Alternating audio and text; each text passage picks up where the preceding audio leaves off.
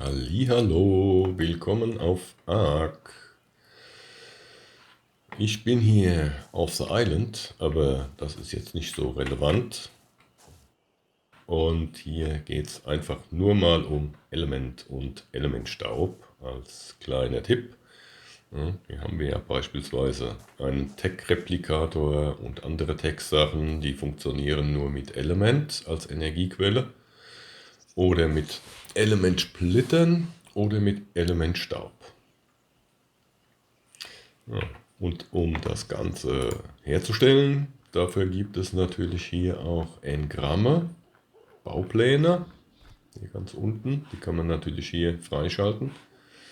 Und zwar können wir aus 10 Elementstaub könnten wir einen Elementsplitter herstellen. Und aus 1000 Elementstaub können wir ein instabiles Element herstellen, das dann nach kurzer Zeit zu einem Element wird. Einem einzigen aus 1000 Staub.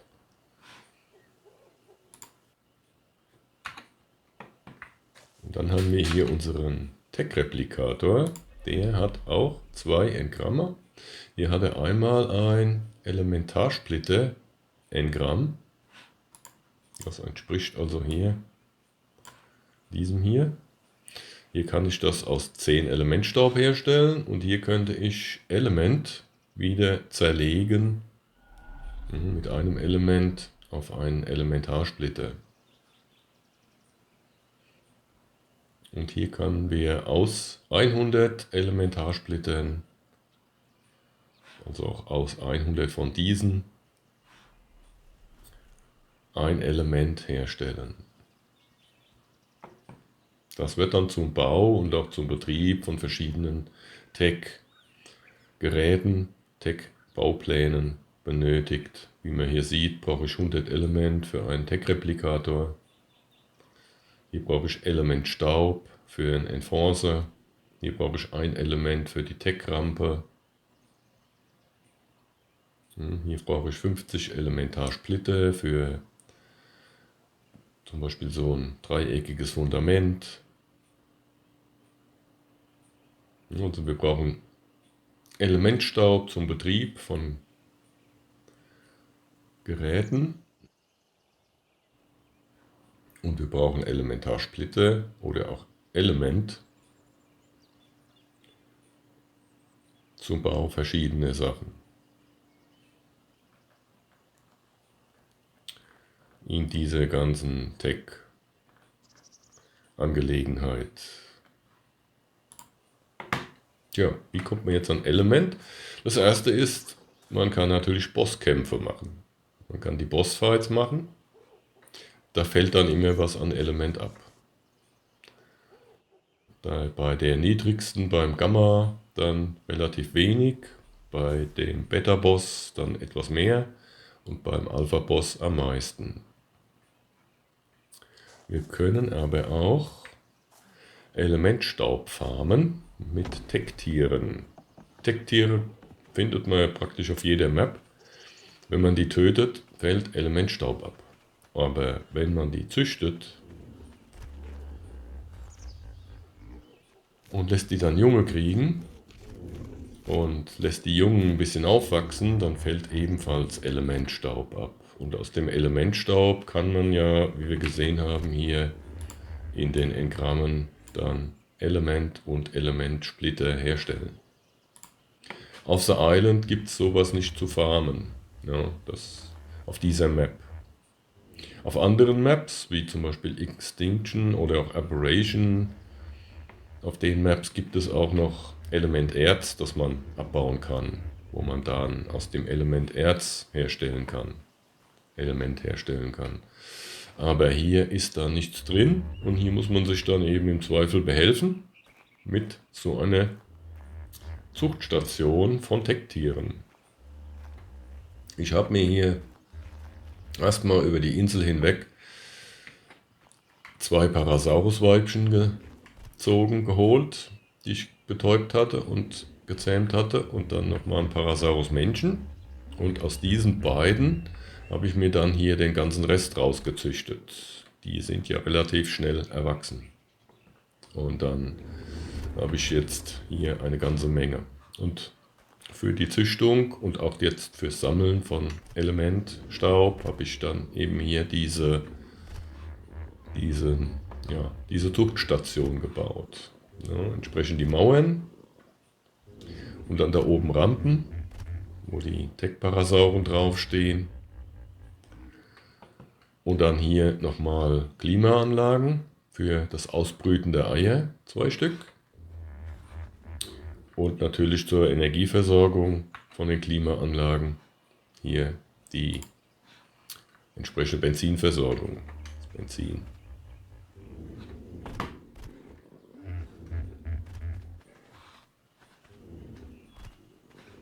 Ja, und damit man die gut platzieren kann, natürlich auch hier etwas breitere Dächer, damit man hier keinen Zekus hat, um die passend zu platzieren. Jo, und das sind jetzt hier immer 2 Weibchen. Ja, hier rechts 2 Weibchen, die sind alle auf zur Paarung bereit eingestellt. Und auch auf der anderen Seite 2 Weibchen zur Paarung bereit eingestellt. Und in der Mitte von diesen 4 steht ein Männchen, das im Moment bei der Paarung abgeschaltet ist.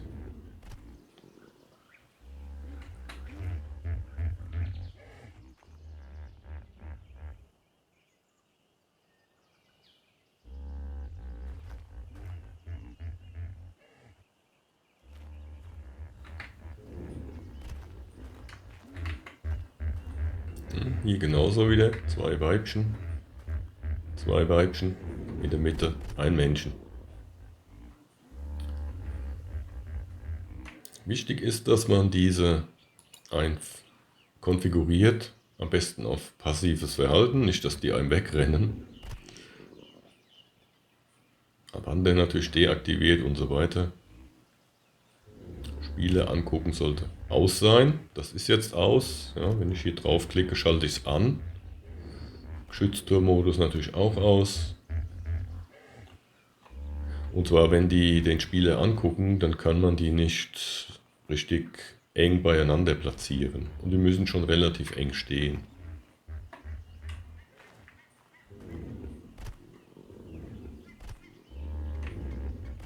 So, jetzt schalten wir denen mal die Paarung ein.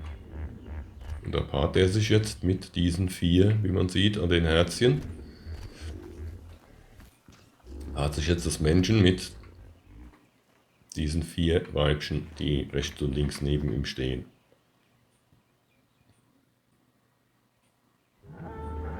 Ja, da geht's los. So, die Eier werden gleich ausgebrütet, die Temperatur passt wegen den Klimaanlagen. Eine rechts, eine links. Ja, dann passt das mit der Temperatur.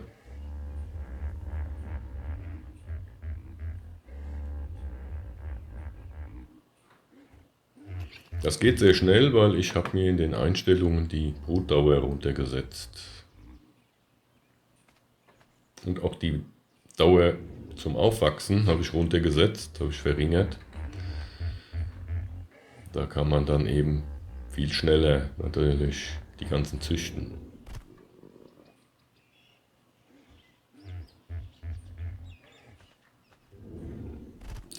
Man sollte die nicht alle gleichzeitig Eier legen lassen, sonst gibt es dann Stress, also zeitversetzt. Das empfehle ich dann schon, dass man da immer ein paar Minütchen wartet, so, weil jetzt Prägung ist da notwendig.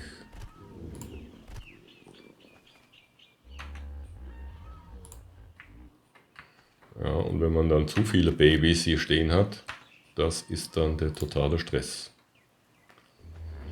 Da ich die Zeit zum Aufwachsen runtergesetzt habe in den Einstellungen, brauche ich mich jetzt nicht weiter darum zu kümmern.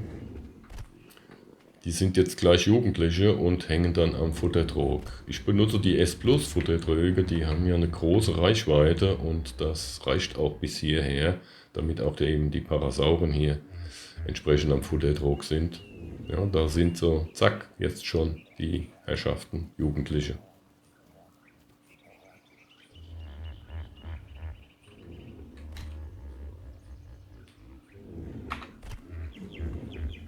Wir können den natürlich jetzt schon schlachten.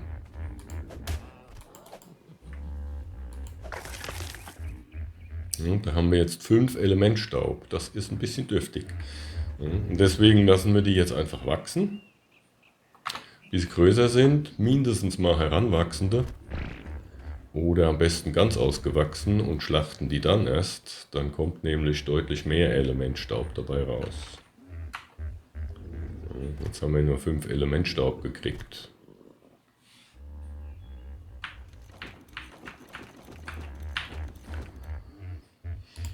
So, wichtig nicht vergessen, die folgen mir jetzt klar noch, also auf nicht folgen pfeifen, damit die einem nicht folgen, damit man hier problemlos, ohne dass die einem hinterher wetzen, da rauskommt.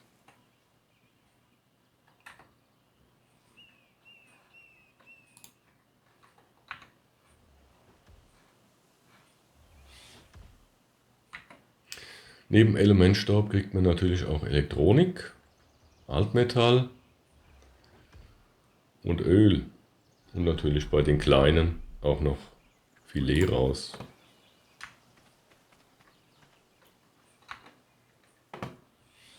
Wer das nicht braucht, kann es natürlich wegwerfen.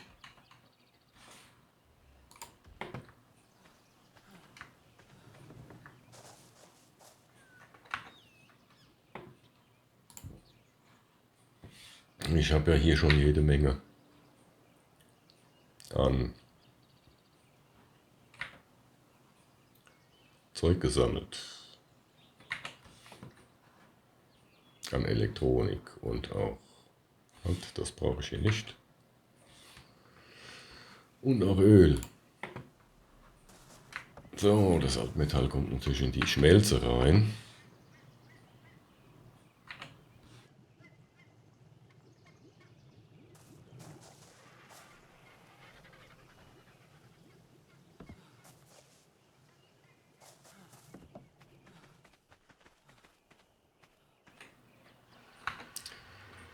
Da haben wir jetzt hier zum Beispiel 1000 Elementstaub. Da können wir jetzt hergehen. Wir können jetzt hier dieses Engramm nehmen. Nehmen wir mal den Elementstaub rüber. Wir können jetzt sagen, einmal herstellen.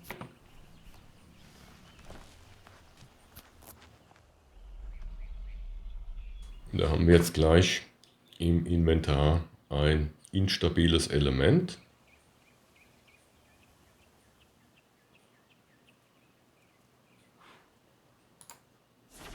Da ist es. Und wie das da steht, im Laufe der Zeit wird es sich stabilisieren und zu Element werden. Ja, das sieht man hier unten, den grünen Balken laufen. Und wenn der durchgelaufen ist, ist das dann eben ein Element. Elementsplitter und Elementstaub kann man nicht hin und her transportieren zwischen Maps. Man kann ja Maps wechseln. Und es gibt natürlich dann auch die Möglichkeit, auf anderen Maps Element erst abzubauen und daraus Element zu fertigen, aber man kann das eben nicht mitnehmen auf eine andere Map. Das wird unterdrückt, dass man das auf eine andere Map mitnimmt. Ja, hier habe ich beispielsweise schon Element und auch Elementarsplitter. Und jetzt hier ist aus dem instabilen Element ein Element geworden.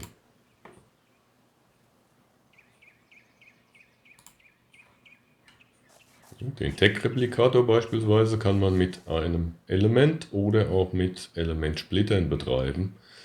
Ich habe jetzt beispielsweise mir ja schon den Aufklärer gebaut, der hier, wenn man den baut, den Tech-Replikator, dann ist der Aufklärer und auch der Enforcer, die beiden baubar. Da ist dieser Bauplan mit dabei, das Engramm. Und diese Bushis hier, Die brauchen dann eben zum Betrieb Element Staub und auch zum Bauen Element Staub. Und der Tech-Replikator braucht dann eben zum Betrieb hier reingelegt ein Element oder auch ein Elementsplitter. Der reicht dann auch, um etwas herzustellen, um ihm Energie zu liefern.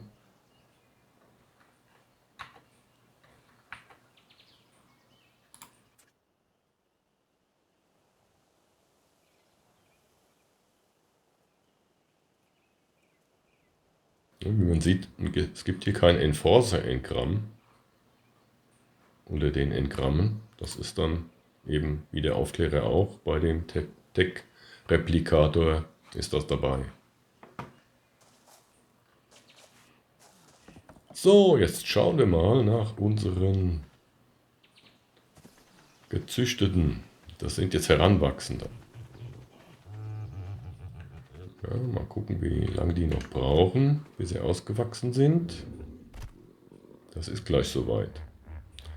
Ja, Reifeprozess 95%, 96%, 97%. Die sind jetzt gleich soweit.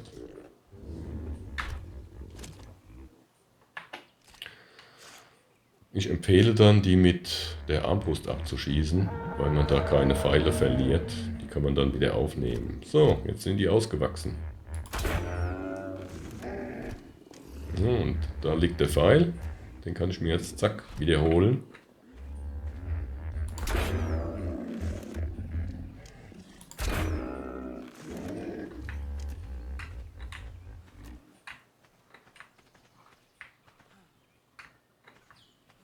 Habe ich jetzt alle Pfeile gekriegt? Habe ich jetzt gar nicht gesehen. Egal. Ich meine, auf so einen einzelnen Pfeil kommt es ja nicht an, die sind ja schnell gefertigt. So, jetzt nehmen wir unser Beil und haben hier 18 Elementstaub. Hier haben wir 24 Elementstaub und hier haben wir 33 Elementstaub rausbekommen.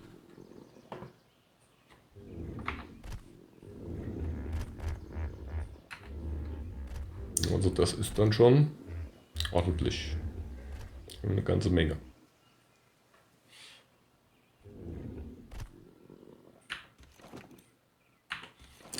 ...75 Elementstaub. Und dann die 5 von vorhin sind dann 80.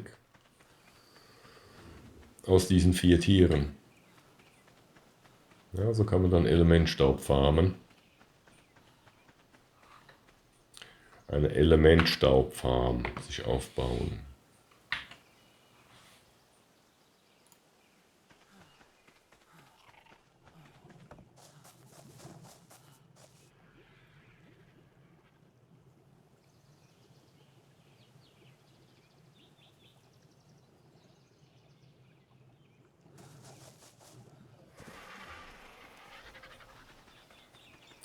Es gibt da noch die, ja, ich sag mal, die Variante für Faule.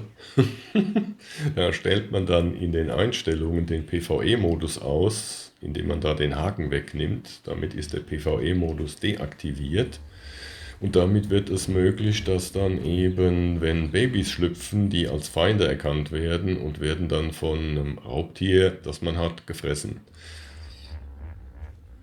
Das erkauft man sich allerdings dann auch mit dem Nachteil, wenn der PvE-Modus deaktiviert ist. Das heißt, am PvE-Modus unter den Einstellungen unter Allgemein ist der zu finden. Wenn da der Haken weg ist, dann ist auch die Kryo-Krankheit aktiviert. Und das heißt, wenn man aus einer Kryo-Kapsel ein Tier spawnt, dann ist das erstmal betäubt und schläft erstmal für eine Zeit. Deswegen nicht so toll, den PvE-Modus abzuschalten, wenn man Singleplayer spielt. Wenn der PvE-Modus aktiviert ist, frisst allerdings ein Raubtier, das man hier reinstellt, dann die Babys nicht. Ja, wenn die Babys dann schlüpfen und dann steht das Raubtier auch nur dumm da und guckt nur, das frisst die Babys nicht. Außer Babys kommt auch wenig Elementstaub raus, muss man auch dazu sagen. Manchmal auch gar nichts. Ich habe das schon ausprobiert. Da kommen vielleicht mal 4 raus, 4 Elementstaub oder 6, ja, und nicht jetzt wie hier 18 oder gar 33 wie bei den ausgewachsenen Tieren. Deswegen besser mal auswachsen lassen. Ja.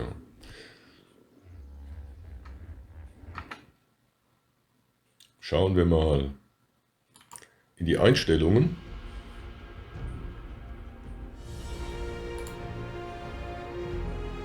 Wir haben also hier unter Allgemein